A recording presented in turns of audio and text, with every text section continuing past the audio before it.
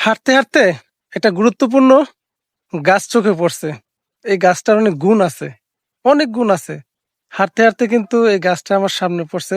আমার পেছনে অনেক গাছ আছে, কলা গাছ আছে, বিভিন্ন প্রকারের কাঠের গাছ আছে, বা হচ্ছে আগাছা আছে। আগাছার মধ্য দিয়েও দেখেন একটা মানে মানসম্মত একটা গাছ চোখে পড়ছে। এই যে দেখেন, মানসম্মত একটা গাছ আমার চোখে পড়ছে। এটা কি গাছ?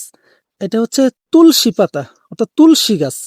এই গাছটার অনেক গুণ আছে ভাই, এই গাছটার অনেক গুণ আছে। এটা রাস্তার মধ্যে আছে। এই পাতাগুলো ছিঁড়ে যদি আপনি মানে একটু মুছে বা ধুয়ে যদি খেতে পারেন, আপনার যদি ঠান্ডা সর্দি এগুলো থাকে সরাসরি চলে যাবে। তো এই তুলসী পাতার কত গুণ আছে এই বিষয়টা আমি একটু জেনে নিই। এটা সংক্ষেপে কিছু জানার জন্য তুলসী পাতা নিয়ে চ্যাট জিপিটিকে জিজ্ঞেস করতেছি। দেখেন আমি লিখতেছি, তুলসী পাতার গুণাগুণ গুণাগুণ নিয়ে কিছু লিখেন। আচ্ছা দেখেন, একটু ধৈর্য ধরেন। দেখেন আমি কিন্তু দিচ্ছি আমার লেখাটার পরে, ওনারাই আমাকে সবকিছু বলে দিবে। এখন দেখেন আমার উপরে যে লাইনটা ছিল আপনারা দেখছেন, তুলসী পাতার গুণ নিয়ে কিছু লিখেন। পরবর্তীতে আমার হচ্ছে এখানে নিশ্চয়ই নিচে তুলসী পাতার গুণ নেব। প্রথমত তুলসী পাতার গুণ, প্রথমে কি দিছে? তুলসী পাতার গুণ।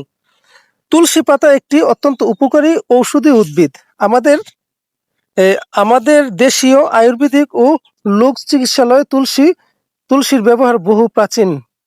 এতে রয়েছে নানা ধরনের উপকারিতা। আছে এদের গুণটা নিয়ে আলোচনা করি। প্রথমত রোগ প্রতিরোধের ক্ষমতা বাড়ায়। দ্বিতীয়ত সর্দি কাশি ও জ্বর উপশমে কার্যকর। হজম শক্তি উন্নতি করে, মানসিক চাপ কমায়, মুখে ও ত্বকের যত্নে উপকারী, ডায়াবেটিক্স নিয়ন্ত্রণে সহায়ক। নোট: তুলসী একটি ভেষজ উদ্ভিদ হলেও নিয়মিত ও ঔষধি মাত্রায় সেবনের আগে বিশেষজ্ঞদের পরামর্শ নেই। দেখেন এই পাতাটার কিন্তু গুণ সম্পর্কে আমাদের সবারই কম বেশি ধারণা আছে, বিশেষ করে আমাদের মুরব্বীদের ধারণা বেশি। এই পাতাটা যদি আমি একটা ছিঁড়ে নিচ্ছি, দেখেন একটা পাতা নিলাম, যদি আমার ঠান্ডা বা সর্দি কাশি এরকম কিছু থাকে, এরকম পাত্রটা পাতা নিয়ে পরিষ্কার করে আমি যদি এইভাবে মুখে নিয়ে খেয়ে ফেলি কাঁচা, তাতেও আমার কোনো সমস্যা হবে না।